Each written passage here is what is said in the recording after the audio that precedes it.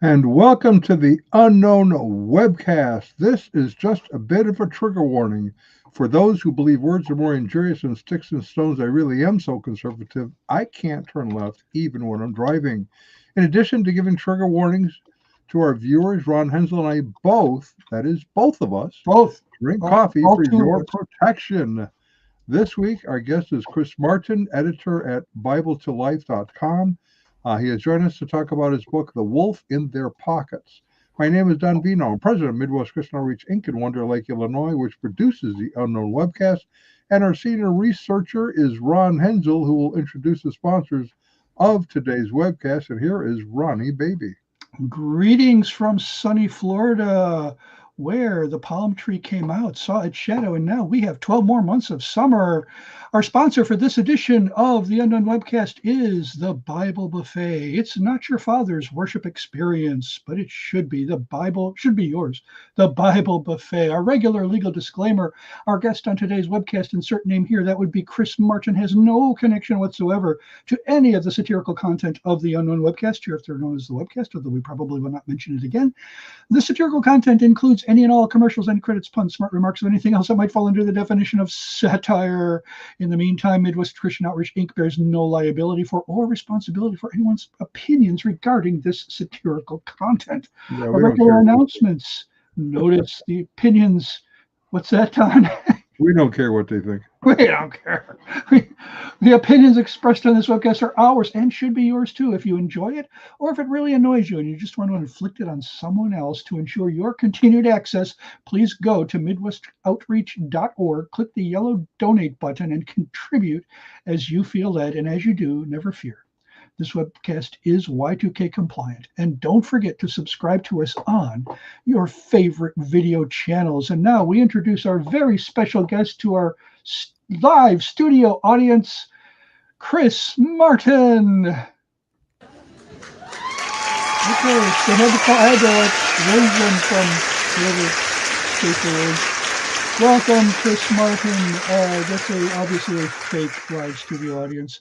But we used to actually have fake applause where I just held up my fingers and breathed heavy into the mic. But now we have real fake applause. Real fake applause. Now, these people you write about must have really big pockets if they can fit wolves into them. Yeah, I know. Those are some. I don't know how people are buying their pants these days. I don't know all the latest trends, but I I suppose thought yeah. skinny jeans were in. Yeah, How well, do you do apparently those folks aren't the ones with wolves in their pockets, or they're just really small wolves. I suppose I don't know. I got to hear about these wolves in the pockets. Well, we're going to, but I think, and we did this before we came on the air, so we're going to ask for like a Reader's Digest version of this question so people get a feel for who you are. Before we actually talk about the book, you are with Moody. Now, that doesn't mean you are Moody, but you may be. What is your position there? Well, maybe does everybody know? Do you think all of our listeners and readers and watchers know who Moody is or what Moody is? I don't know. Let's start there. Chris, give us a brief introduction. Who are you and why should we care? Sure. I can't say anybody should care, but yeah, Moody Bible Institute, if you aren't familiar with it, is a Christian institution of higher learning and one of the largest Christian radio broadcasters in the country. And so has Moody Radio, Moody Bible Institute, which is the school, undergraduate and graduate, and Moody Publishers, which is a publishing house founded by D.L. Moody a long time ago, 160 years ago. I forget the exact number. I work for Moody Publishers in a couple of different roles. The main one, my actual title is Director of Creative and Special Projects. And what I spend most of my time doing is helping get covers on all 60-ish of our books each year. I am not an artist, but I work with an amazing team of artists and creative people who help get wonderful, beautiful covers on all of our books each year. And I spend another bit of my time running a website called BibleToLife.com, which is a library, a resource library of close to 1,000 articles so far. It's been around for just a few years. That's really meant to help address questions that people might be Googling for on the internet. More and more Christians, even especially young Christians, are turning to the internet to get answers for their spiritual or faith-related questions, Christian or not. And as you can imagine, there are increasingly more and more resources that are not trustworthy, various kinds. And so we want to take bits and pieces of our books and provide some trustworthy answers to the questions that people are searching for online. And so that's my work with Bible to Life, which is a ministry of Moody Publishers. So yeah, but that's how I spend most of my days, and I'm glad to be with you guys today. Well, and that's important because we, as a mission to cults and non-Christian religions, have to deal with false teaching outside the church. Unfortunately, we have to deal with false teaching inside the church as well. Okay. And so one of the things that we have really seen in recent years, especially, is a growing problem with publishers that are publishing questionable books, let's say, Christian publishers, publishing books that promote false doctrine on the nature of God, nature of man, those kinds of things, occultism, and they're like in the top 3 mainline Christian publishers, which is unfortunate. So one of the things that you said before we came on air is that your books are vetted. That's an important thing to be able to emphasize. Okay. So you still should have discernment, whoever you buy from, but the books are going to tend to be more theologically vetted at Moody than perhaps other places. Would you agree with that? Sure. Yeah, I can't speak. I don't know the editorial processes of other publishing houses, but we have a number of. First of all, we're going to publish in line with Moody's overall theological values, so Moody Bible Institute as a whole. So if you tend to not agree with the theological values of Moody Bible Institute, you may not agree with ours. But even if you were to quibble with some smaller things about various third tier sort of topics, that's fine. But we're going to publish in line with Orthodox Christianity and all of that. And we have a handful of folks within Moody Publishers, the publishing house, who have theological education enough to be able to read through our books with a theological eye and have done the, you could say, requisite training to be able to do so. And so, yeah, I actually get to be one of those people. I don't read all of our books. I read about half of our books as sort of a last set of eyes before they go to the publisher, and get to use my theological education in that way. And just kind of, what's great is we're not signing heretics to be authors. We're not like, oh my gosh, they wrote. You're saying that like it's a good thing, though. Yeah, right. Okay. So we're not, we're never, when I'm reviewing a book, I'm never finding like, oh my gosh, they believe this. It's more like, hey, I think maybe you wrote this in a way that could be confusing or whatever. Can we clarify, and can we change the wording? That sort of, just like a pastor may say something when he's preaching on a Sunday. It's like, oh wait, I didn't mean it to say it that way. Let me say it this way. Well, as an author, you don't really get to do that, because once it's in print, it's in print. So I just get to be, along with a couple other people, that last set of eyes to just make sure nobody's communicating unclearly about important, theological matters. That is really important. I know you may or may not remember this individual, but in 2019, actually 2020, we had a call about someone named Gwen Shamblin. Now she's passed away now. She died in a plane accident, but she was very popular in kind of the quote weight loss field, and was being published by Thomas Nelson Publishers. And we got a call saying, has she changed her doctrinal statement? Well, I had never really heard of her, because weight loss is just not one of my big issues in life. My stock line is I'm fat but good looking, and it's taken me a long time. Someone said to get your watch your waistline, so it took me a long time to get it out there where I could easily see it. So weight loss is just not my emphasis. But I was concerned, made a phone call to kind of verify with her. I thought her doctrinal statement read a little odd. As it turns out, she denied the Trinity deity of Christ, salvation by faith alone. And when you read the books coming out from Thomas Nelson, what we find out is God is not really bright. He leaves the office sometimes. We don't know where he goes exactly. While he's gone, the devil sneaks sits in his magic chair and makes all sorts of decisions. And I went, this is Thomas Nelson Publishing. So I've been concerned about them for a really long time.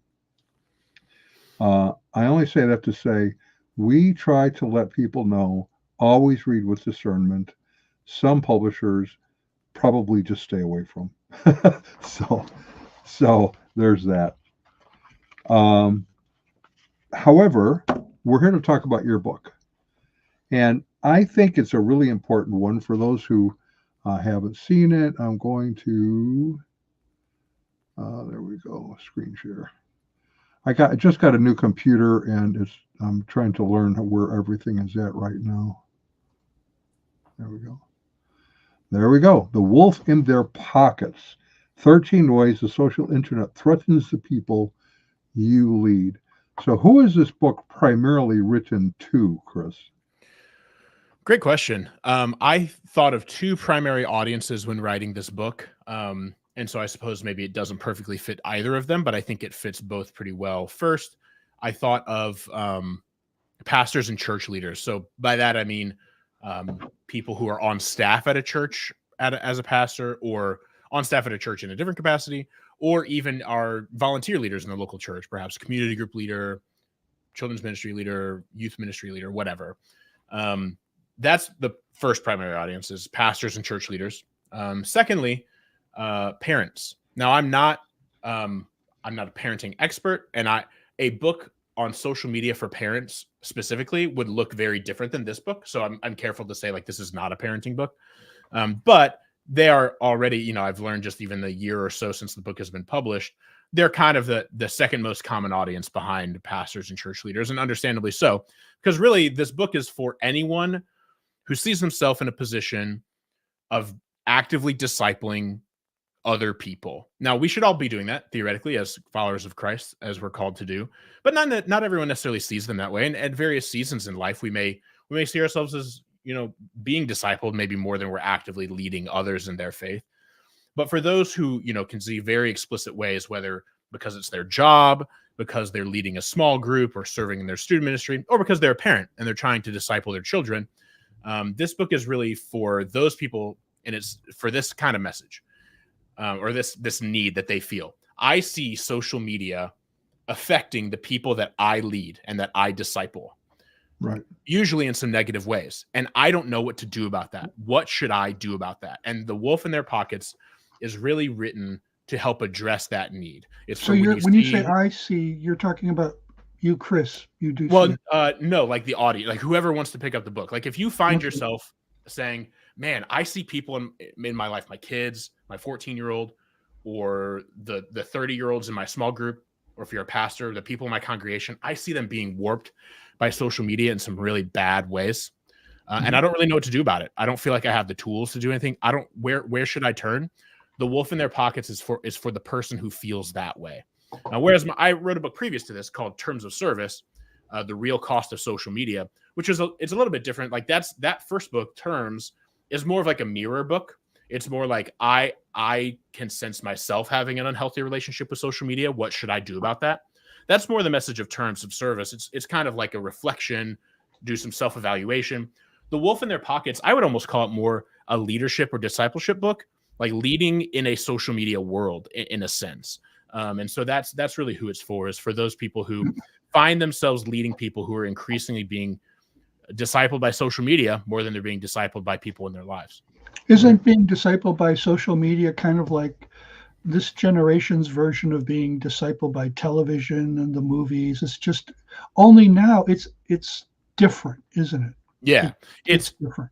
It's absolutely like that, but you couldn't carry a TV around in your pocket and look at it every hour of the day, quite like. Plus, so you couldn't talk to the people on the other end. It's a TV is a one-way medium. This is a two-way medium.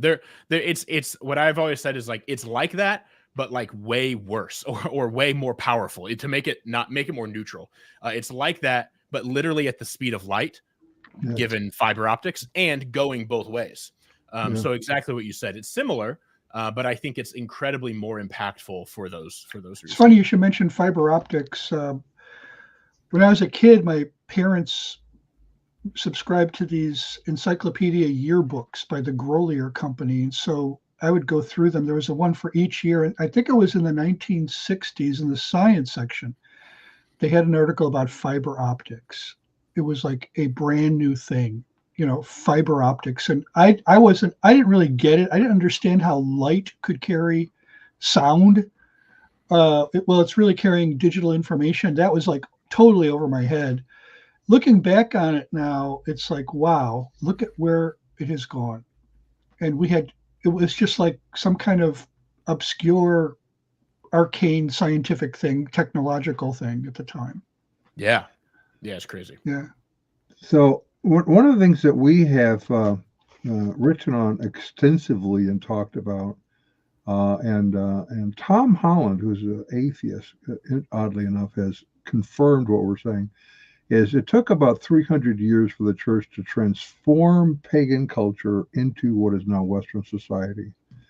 Now, what few have picked up on is around 1825, things began changing and shifting in the church from actually sound teaching to everything was about evangelism without regard to actual discipleship. So what we've seen happen is over the last 200 years, roughly, the paganism has returned the favor of transforming culture. And this is one of the mediums by which that is happening. I also would argue, and I think you actually demonstrate this in the book, that most of us get our worldview by osmosis.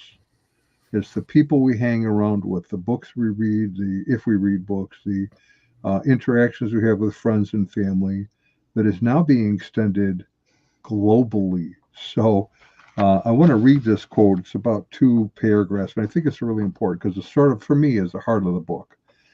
A young man coming of age in Des Moines, Iowa in 1951 would have had the same general worldview as his neighbors, given that he wouldn't have interacted with many people outside of his hometown.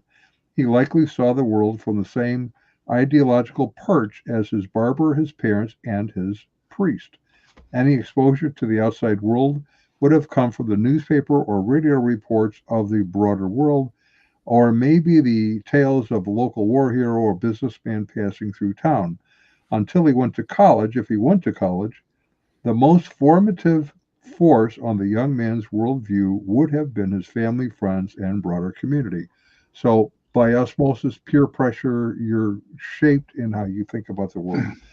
A young man coming of age in Des Moines, Iowa in 2021 is likely to have spent more time talking with people across the globe through social internet than he has spent talking to his barber, his priest, or even his parents. It is unlikely that his worldview has been shaped by the hometown in the same way that his grandfather's worldview was shaped by his community 70 years earlier in the same context. That's really profound. Thanks. Yeah, I mean, you're exactly right when you say that you share it because you think it's kind of the heart of the book, and that's true.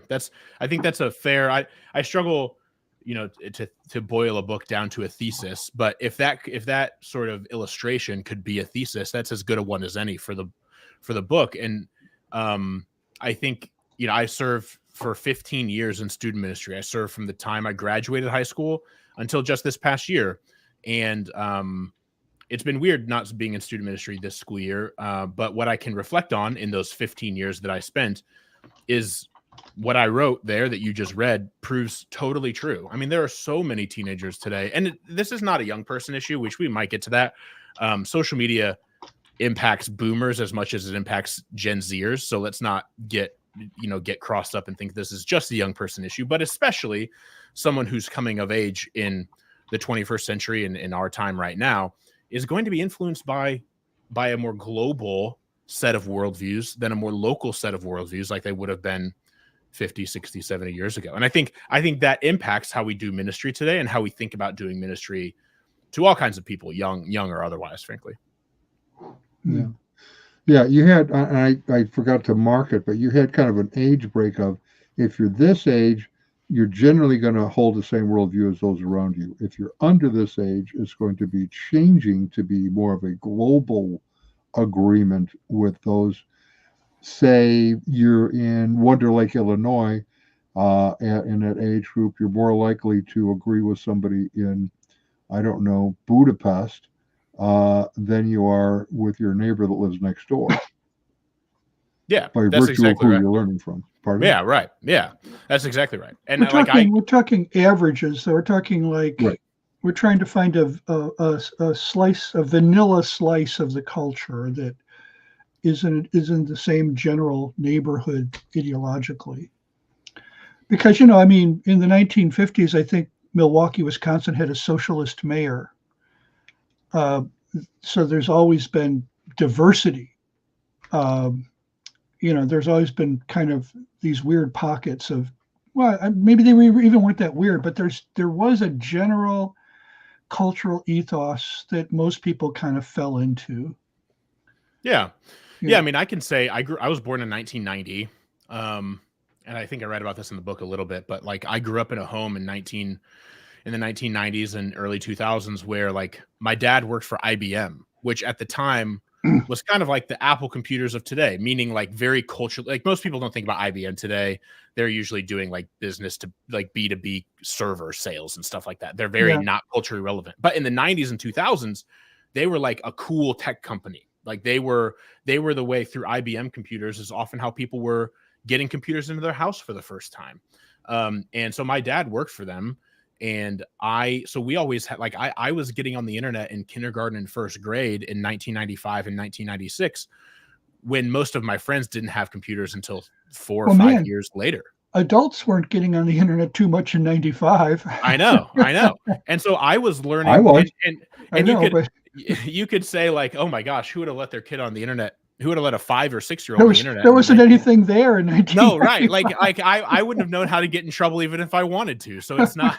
It's, it was like, I was watching TV on like Nickelodeon or something like, do they have a website? And just like looking for, and so anyway, but I'm kind of, I don't remember where I put that age kind of mark, like you said, Don, but I like people born around 1990 would have been probably among some of the first to be interacting with people around the world when they were teenagers, like in that Des Moines sort of thing. Like, I was definitely, when I was in middle school, I was playing online video games when I was 13 and 14 with people around the country and a couple even over in England.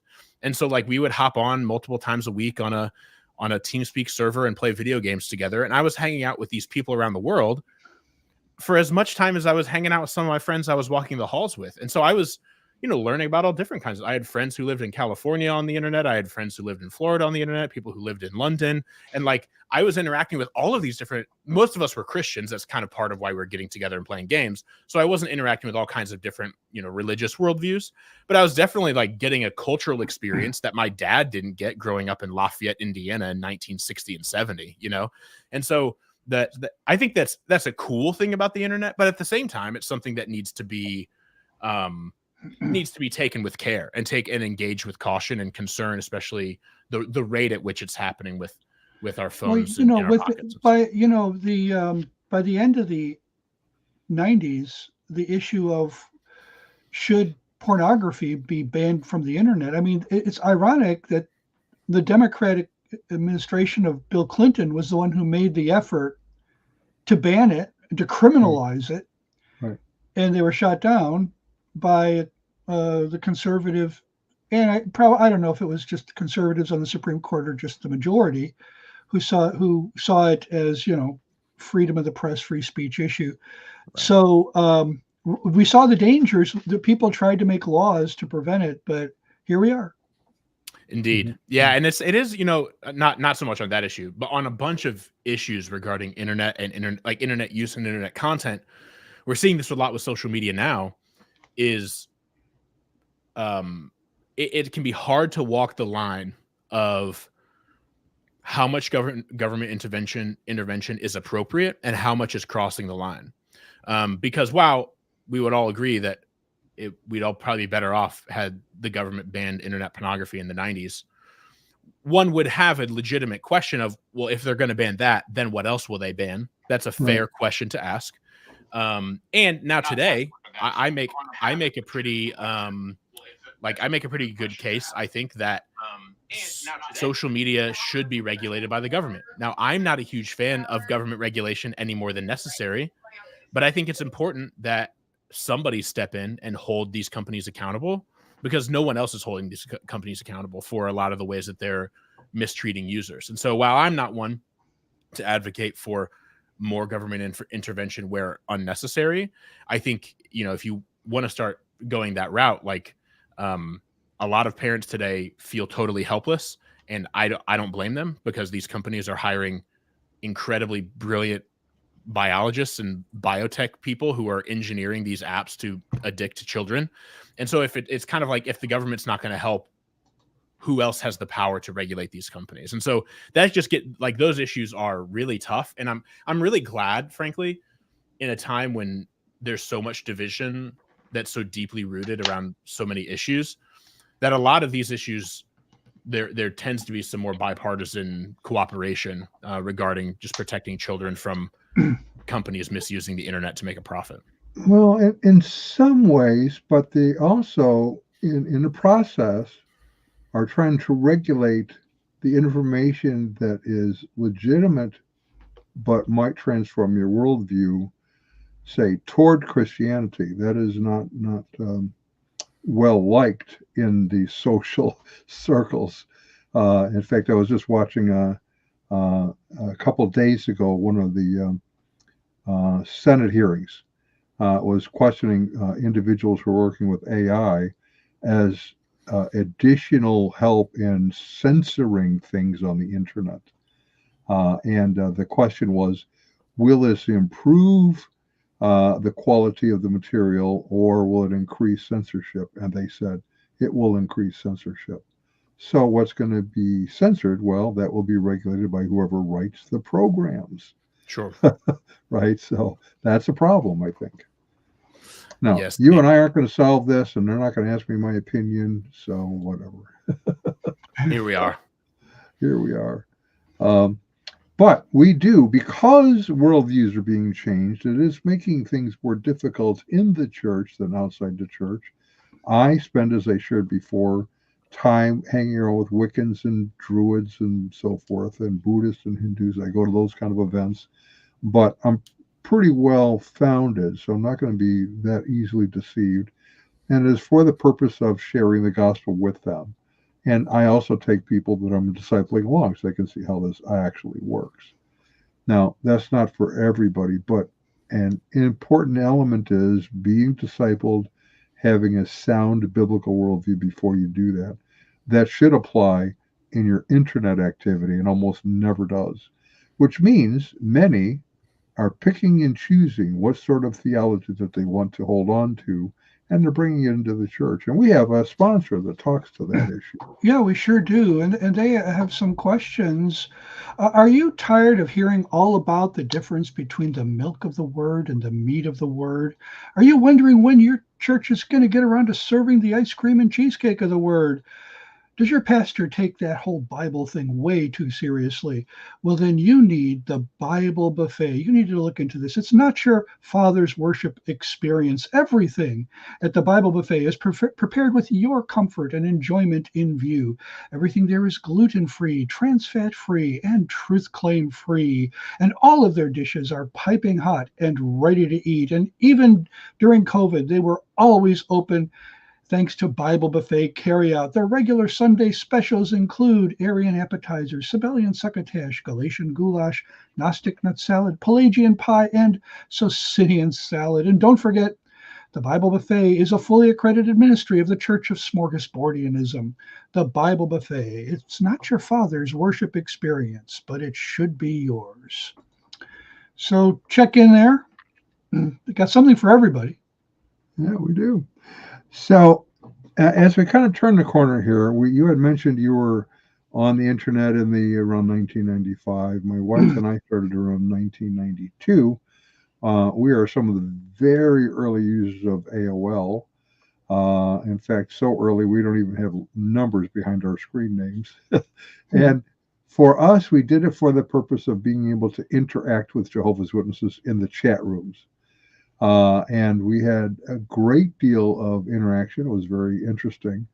And we learned a couple of things in the process, and that is, generally when we're debating with an individual in that environment, the individual is likely not going to change their mind, but there are what we call lurkers. They are those who are just watching with interest. They don't have to defend an argument, so they can actually think about what's being said. And we saw several come to the faith as a result of that. They never one time interacted online, but then they started emailing us onto the boards, so to speak. So that was kind of interesting. Now, things have transformed a lot. You can't have these elongated discussions, and most of the interaction that you might have, say, on Facebook is usually sniping at one another, so it's not really practical. But you have a whole section then to try to help churches say, here's things you should consider doing to prepare and properly shepherd your people because they're going to be involved with this. So what sorts of things would you start recommending besides buying your book?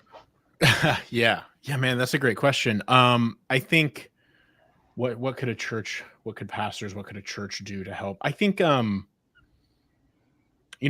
don't want to discourage this, but I want to give an idea and say what might be better. First, I think doing a sermon series on social media use is not a bad idea. However, I know how sermon series go. I've been in pastors' rooms and conversations enough, and I've been in the church long enough to know that you could do a sermon series on a topic for 4 weeks or 8 weeks or 12 weeks or however long, and people are just going to kind of forget about it once you move on. Like, that's often kind of what happens, and that's understandable. I get it. So I think even more than if a pastor's listening and like, oh, I should do a sermon series on social media. Great. Not a bad first step, not a bad idea. More than that, I would maybe just recognize that, pastor, your people are swimming in these waters all day, every day. The average American adult spends 2.5 hours a day on social media. That's on average. And that's only the adults. So that's 18 and up. Lord knows that probably teenagers are a little bit higher than that on average, if they have social media. And so I think given that, with that number, if you think about it in a typical person's day, you're not doing anything for 2.5 hours except sleeping and working. If you work, you're probably your meals cumulatively are probably not 2.5 hours. Unless you're a real gym rat, you're probably not at the gym working out for 2.5 hours. Right. You might watch a football game for that long if football's on or whatever, but there's not a whole lot you're doing in your day that takes up that much time. And so if for pastors, what I've often said regarding like how can you lead your church in this time and in this way, it's less about like doing a sermon series on the topic, because that's just going to go in their ears for a few weeks and they're going to maybe forget about it or put it behind them.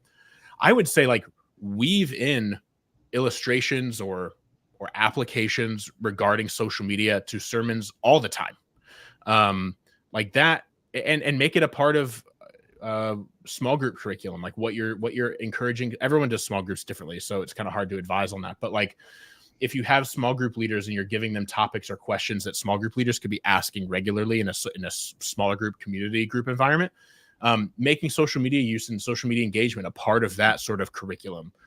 Just recognizing that there is, as a pastor, when you consider your congregation, unless you have a unique situation, social media is the most formative force in the life of your church, period. It's more formative than the church, because a quote unquote good or active church member is at the church for 2 hours a week, maybe, and they're on social media for 2.5 hours a day on average. And so social media is without a doubt one of, if not the chief discipleship force in the life of your church. So right. I would say like making sure you're weaving in that reality and applications or insights regarding social media to your sermon on Romans 8 or your sermons on Ephesians 3 or your sermon on Psalm 24 or whatever else. And just recognizing that your people are swimming in it all the time. And it's not something, and also relatedly, it's kind of a golden calf, if you will. This is why I think I've sensed a lot of pastors are hesitant to talk about this, because either they don't have a great relationship with social media themselves and they're afraid to talk about it, or right. they recognize if they do, it would be akin to insulting a parishioner's, a church member's parent or aunt or something like that they're afraid of the reaction of going after social media and kind of trying to convict people around social media use. And so I would say as a pastor, like take that into consideration and be careful about how you address this topic. That doesn't mean be timid or fearful or anything like that, but exercise wisdom. Frankly, talking about social media a lot of times can be like talking about politics as a pastor. As a pastor, right. you know that not everyone in your church is necessarily on the same page on every issue. And so you're going to take great care in talking about whatever politically adjacent topic you may talk about. I would say the same about social media. Like there are going to be a lot of people who, if you just came in swinging saying like social media is bad and you're just like kind of punching left and right and making people mad, it won't go very well.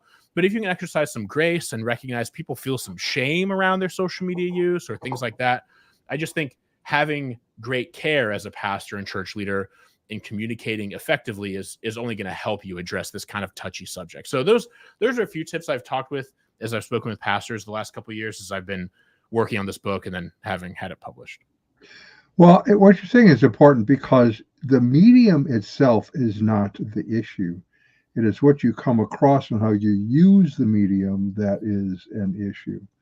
Now, one of the things, and I mentioned the Senate hearings, and Brian Cordell poses a question that I think is relevant. I don't know that this is really the area that we are discussing, but the U.S. government, having codified the sins of LGBTQIA, would they block sermon content on the internet regarding those sins? My gut reaction is probably. They are doing some of that now, depending on how it's worded. So wording has a lot to do with how they react to what you write. Yeah, I would say I don't think the government can block that because I don't think the government's really blocking. Like we're talking social media, the government's not blocking your Facebook posts, etc. However, they are where politics are concerned. There's a lot of government intervention there. Yeah, I think the social media platforms themselves are definitely blocking certain kinds of speech. Right. I don't know that there's the FTC isn't going after or the FCC isn't going after these Facebook posts or whatever.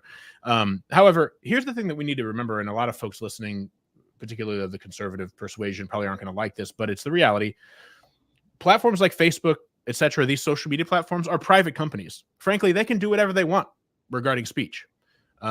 They really can. There's no such thing as the First Amendment on Facebook. There's just not. And so if you get upset that, hey, Facebook blocked this kind of content or that kind of content, they're allowed to do that. Now, we can be upset about it and we can say it's wrong or whatever, but they're allowed to do that in the same way that you would want a private Christian school's rights to be protected to teach certain things or not teach certain things. A private company like a Facebook, Meta, is allowed to allow or disallow whatever kind of content they deem appropriate. And so I think it's okay and fine for us to not like that and to say whatever we want about that. But I think it's important for us to not conflate government intervention with private company intervention. Facebook blocks content more than the government does. I don't even know who at the government would do that. And back to our point, we're talking about like 90s internet pornography bills that weren't quite passed. If we definitely want to be careful about ever asking entities to be blocking content because as we've seen, it could get kind of turned around in ways we don't like. And so I think it's important that, I think that's a good question. And it's important to keep a finger on the pulse of these things. But as of now, I think I create Christian content on the internet every day and it's not blocked. But I think it's important to keep your head on a swivel and always be aware of these things, to be sure.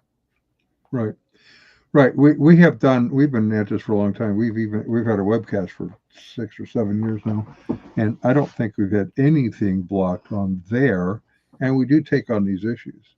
Yeah. But we're also careful to say, for example, LGBTQA, whatever, is we deal with the question of sexual immorality. Sure. That's across the board. So, is LGBTQA, for example, a worse sin than fornication or adultery? No, they're sexual immorality. And we need to treat it that way. And I think that makes it easy or less likely to be censored, let's say. Yeah, sure. I think if you were taking any piece of content, a blog post, a video, whatever else, I think that's unlikely to be censored or whatever. But if you went in and you just started throwing around a bunch of slurs and insulting the humanity of someone who is trans or gay or whatever else, more likely to maybe get censored for that because you're not maybe going after the issue so much as like attacking a person, which that's going to be more objectionable to a platform like a Facebook or whatever else. Right. Okay. So what you're saying about weaving into your sermons is also important. I have an issue that we're kind of dealing with unrelated to this directly, but maybe tangentially. and that is there's a question about those who are in the church who are leaving for other groups, and why is that the case? I just read a really interesting article that kind of voiced our views, although it comes from a different perspective, and that is that evangelicals specifically, are looking for something more than just entertainment from their churches. They want something deeper, more connected to the holiness of God, those kinds of things. They're not really getting it. And in my discussion, one of the things I pointed out is our churches. Now, Reformed churches are a little better than this. Ron's Reformed, and so they're a little better than this, is because they bring in the history of the church into their teaching. Most evangelical churches do not do that. And so you have anything really important only started happening around 1901. Nothing before that was important that happened. As I teach the Bible, for example, I point out almost every book in the New Testament, with the exception of Philemon, was written for about 4 reasons or 5 reasons: to expose false teaching and false teachers, to lay down correct teaching, to address bad behavior, to guard the flock, basically. That's what it was for. And you even see that in the Gospel of John. The first 18 verses are dealing with false teaching that was in the church that John is correcting. And so one of the things that we have is when pastors give a sermon, there'll be like 5 minutes on the text, and the rest of it is generally their opinions. Well, it's a good thing that John and Paul and the others didn't think that way in writing their documents, because they incorporated what is true, how you should behave, along with what is false, and here's what to guard for. What you're really proposing is the same thing regarding the internet. Yeah, exactly. I think it's important for, as you're considering a sermon as a preacher or pastor of a church, most people sitting in the pews don't, and this isn't like an insult because I've count myself among them a lot of times, aren't necessarily in the best spot to be able to take what Paul wrote in Ephesians, or like my church is going through Romans right now, what Paul wrote in Romans 8, and figure out how to best apply that to their lives. So what I've learned is, both as a preacher myself, as I've done some of that, and as a listener, is you could preach 40 minutes straight on what Paul meant in Romans 8, 1 through 11. Mm-hmm. But frankly, you're not going to do anybody a lot of good if all you do is spend 40 minutes telling them, here's what Paul said in Romans 8, 1 through 11, because they're going to leave and say, oh, that's interesting, go home, and they won't be changed. Like, nothing will change. Right. And part of preaching is toward the goal of life change, not just biblical information. Right. And so I'm admonishing myself as much as anybody else, because in my teaching, I'm more prone to expositing the text than I am helping people apply the text. But I think it's really important for people, for pastors, preachers of any kind, people who are relaying the word of God, to help people connect those dots. Now, I don't know, what's the right amount of time in a 40-minute sermon. I'm not one to say, and I don't necessarily think there is a right answer.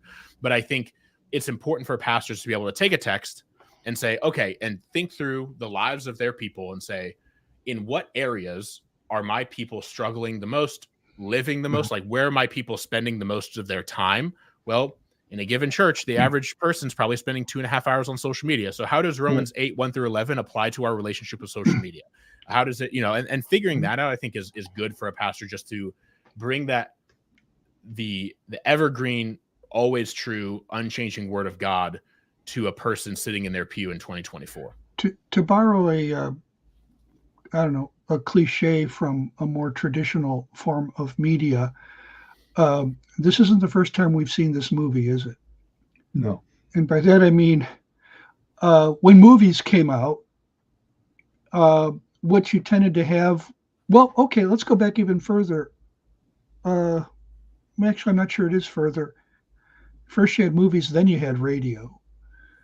When movies came out, you had Christians wanting to say no.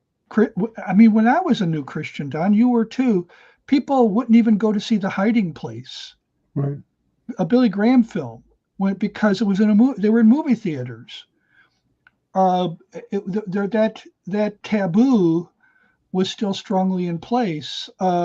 When Moody Radio was founded, I am told, there were still Christians who thought that, well, radio, isn't Satan called the prince of the power of the air? What are we getting involved in here? There has always been always been the extremes, and Christians trying to navigate in the middle, and Christians, because of that, for many, any desire to kind of rope in or fence in my use of the internet or my use of movies, or I think what we've done is we've interpreted that as a Christian subculture as, well, that's just legalism. Right. And so this is when I say we've seen this movie before. We've seen this, the alarm bells go off now. Okay, the alarm bells are going off a little later this time, because we've had this thing now for 30 years. That to me, that's mind-boggling. I remember when I sat down in the faculty staff dining room at Wheaton College, where I was working, and sometimes I would sit at the IT guys' table, and they kept talking about this thing called the web. What are you talking about? What? Finally, I interrupted them and said, "What is this web?" And it's kind of like the internet, but it's kind of not. It's kind of different. One of them said, "Hey, just come down to my office and I'll show it to you." And I went into the IT room, and there's his desk, and he had a web browser up there. And as soon as I saw it, I had access to the internet as a Wheaton College employee, because we had the Gopher menus. I don't know if you even know what those were, but it was like, sure. It was, you had the whole Earth Internet catalog. It was a book that thick. Nobody wanted to read it. What good was the internet to us?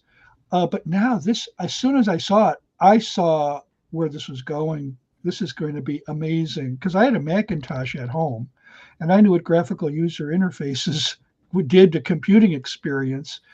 And so now it's like, when movies came out, people saw the dangers immediately, probably because of the lifestyles of the actors and the actresses. When radio came out, people saw dangers. Mostly it was kind of superstition about radio waves and what they do. Television, when that came out, the same Christians who pushed against movies were now pushing against this. So I'm told one of the biggest selling brand or types of TVs for Christians to buy were the TVs that came in cabinets, where you could close close the door in front of it. So when your Christian friends, your pastor came over, you just closed the TV cabinet door. Nobody asked any questions, Well, now everybody's got, like you say, we carry it in our pockets now. And this, maybe Satan found a trickier way, a more subtle way to worm his way in. Yeah, I would say your guard is down, are non-existent really in social media. Yes, no. What do you think, Brian? Chris? Yeah, I think that our guard has been way more down, and I think it's because, I think it's because we've been seduced by the positives that so much that we like to overlook the negatives. A lot of people talk about social media being a neutral tool, like a hammer or something. It could be used for good, it could be used for bad. I used to think that. As our use of the internet, and frankly, as more and more documents and communication from within these companies have been leaked over the last 5 or 7 years, the more and more I'm convinced and sure that social media is not a neutral tool. It's a tool bent towards sin and destruction, and where we are responsible for how we use it. We're not, that this doesn't absolve us from responsibility for how we use it. It is bent toward sin and destruction. There are a number of reasons for that. First of all, it's not like it was this amazing natural resource we found deep in some cave in Indonesia or something. Like, oh my gosh, look at this natural, it's so pure and perfect, how can we use it? And then, we just corrupted it. No, like, the social media is created by sinful people. Sinful people create things that are broken by sin. And so I think the social media has overall had a net negative on society. However, we like to primarily look at the positives of it. Now, let me say this also. I am pretty I have a pretty negative outlook on social media generally. That doesn't mean I think it's all bad. And I don't think I think this is where it can sometimes get confusing, because like I have used social media a lot. It used to be my job, and I still use it some personally. But I think we get into this mindset of, oh, if you think, or if anyone thinks social media is bad, generally bad, then you shouldn't use it at all. Like it's this sort of zero sum game, and it's like, well, no, like I think of social media a lot of how I think like candy, if you will. Like it isn't wrong. Like social, like candy can be bad. Like it is bad health wise. Tastes great. You love to, whether it's chocolate or something sour or whatever, you love to consume it. But if you consumed it a lot, like a lot, you would rot your teeth and, you know, get in all kinds of states of unhealth, and it would be very bad. Moderation is huge. Social media I view in the same way. Like generally it has some pretty negative effects. Like if you use social media a lot, it can have some really detrimental effects on your mental health, your spiritual health, your social relationships, all kinds of stuff. But that doesn't mean we can like never use it. Like doesn't mean we have to, oh, now I feel like social media is bad. I have to go delete all my accounts now. Am I a hypocrite if I don't go delete all my accounts? No, like maybe you just like set a time limit on your phone to use it for 30 minutes a day instead of letting yourself use it for the average of 2.5 hours a day or whatever. And so I think it's important for us as Christians to not be afraid of social media, like have that sort of superstitious, like a la the radio waves of the early 20th century where, oh, social media is all bad and all these companies are trying to take over our brains. Well, there's some merit to that, as we've seen in their own internal communications. However, we don't have to operate again with this sort of like posture of fear or whatever. I think we can go into it and say, how can I take this thing that's so clearly broken, that people use in some pretty broken, sinful ways, and redeem it for the good of the gospel and the good of the kingdom? And I think that's like back to, not to pat myself on the back, but thinking back to like the Bible to life, like what I talked about with, that's in part using social media. It's more using the internet more than social media, but there are all kinds of Christians who use social media to proclaim the good news of the gospel. And I think that's wonderful. Like, I don't think that's, oh, if we think social media is unhealthy, then we should never engage it at all. No, it doesn't have to be that way. I do think it means we should engage it with caution, sort of at an arm's length. Something I say a lot is we should be using social media rather than letting social media use us. Like right. we are the master, not the servant. However, a lot of us, frankly, aren't that way. We are beckoned to our phones and our apps by these little red notification bubbles or these buzzes and these dings. Like, I think it's a matter of putting social media in its right place, which doesn't mean you have to put it away entirely. It just means that you are controlled. You have control of your relationship with it rather than it controlling you. And a lot of people, anyone who's ever used social media and feels like they're controlled by it, knows exactly what I'm talking about. Where you just find yourself scrolling and you're like, what am I even doing here? I wasn't planning on doing this. Yeah, there is some of that. You're right, and it, probably a big part of it. And it comes back and building on your control, which is really important.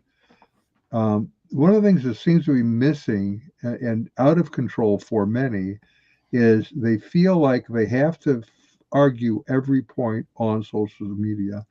I suggest to people very often, just let it go by. Just because someone invites you to a gunfight doesn't mean you have to show up. Yep. You don't have to defend every point. In fact, you're probably better off just to ignore most of the points. And when something really important comes up, then people are going to be more prone to listening because you're not engaged in every single nuance of every single argument. Yeah, I wish I could have learned that lesson earlier, but such are the perils of growing up on the internet. I was on Twitter in 2007 and was already debating sports stuff back then, and then eventually got to college and started debating theology stuff on Twitter and all of that. And not that that's bad inherently, but a lot of the ways we go about the medium is just kind of bent again toward being mean or being short with people and things like that. And so I think the best piece of advice my dad ever gave me, and it's not related specifically to social media, and it's not even that unique or profound, but he knew how I was, given that he was my father. He said, you need to choose your battles wisely. And that is like that is perfect social media advice. It's exactly what you said. You don't have to show up to every fight you're invited to. And frankly, a lot of us are showing up to fights we aren't even invited to. So Right. just choose your battles wisely. Well, and we have figure so out, many. yeah. It's like there's a weekly controversy Of course. in evangelical, social media, and much of the time, I think the biggest ones involve somebody well known either said something maybe they shouldn't have, did something maybe they shouldn't have, or whatever. And now everybody's going to jump in with their opinions when we just started hearing about it 10 minutes ago. We don't really know. Yeah. Well, so why get involved right away? I mean, there are whole controversies I just completely avoided because I didn't have enough information. It's to frankly even have an opinion. That kind of stuff. Look, we didn't talk anything about this, and we're coming to the end of our time here, but I spent the first 7 years of my career in various social media leadership roles at Lifeway Christian Resources, which is one of the biggest Christian publishers in the world. And we were right in the middle of Southern Baptist life. So like my last few years there, from 2016 to 2020, I was overseeing all social media, 270 accounts and 60 social media managers. There wasn't anything particularly divisive from 2016 to 2020, was there? I don't know. So anyway, it was a tumultuous time, and what I found was that people are willing to act totally unchristlike in their effort to defend Christ, and I was floored by it. And I think that it's important for all of us as we use social media to recognize that God cares how we use social media. The scriptures and how we're commanded to live don't have exemptions for our activity on social media, and it is very much real life. And how we engage with others, we should reflect Christ in those things, and we shouldn't get caught up in these conflicts du jour, because frankly, it's just church busybodying at the speed of light, and we shouldn't have anything to do with it unless it somehow personally affects us, which is almost 0% of the time. If you probably think about it. And sometimes even when it does, let's say I am going to that big church where that big high-profile pastor is now become the target of controversy. Why do I need to express my opinion about it? Exactly. Yep. Yeah. You feel defensive. You want to defend somebody you love, but sure. Yeah. That's probably that energy is probably best directed toward a personal note written to that person rather than writing some angry tweet or Facebook comment or whatever. Right. There are times when I feel like I would like to say something out there in public, and as I look at it, I go, it's really inappropriate. So I almost always take time to reflect before I hit the send button, and most often end up deleting it rather than sending it out, because it's going to be non-helpful, inflammatory, and it's like a old Carmen song that talks about punching somebody at McDonald's and then having to give them the gospel. Exactly. It doesn't really work out all that well. We're down to the last minute here, so we are. And we want everyone to get the book. Thank you for taking the time. I think the overall aspect of what we talked about is really important. And it is changing and transforming the worldview of most around you. We just watched that happen, in fact, with the whole thing with Harvard.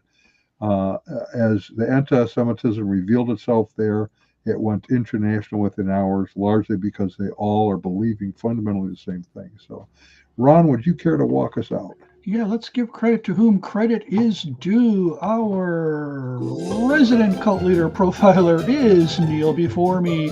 Our wardrobe manager is See How It Fits You. Culinary services are provided by Chef Ham and Cheese. Our tinfoil hat provisioner is Just In Case. Jehovah's Witnesses Scoops. Sorry about that.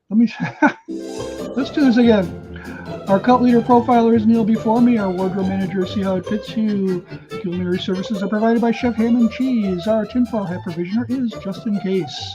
Jehovah's Witnesses coverage comes from Armageddon and D. Opposer. Our Mormon Archives Manager is Polly Gummas. Our Liberal Denominations Bureau Chief is Lucy Goosey.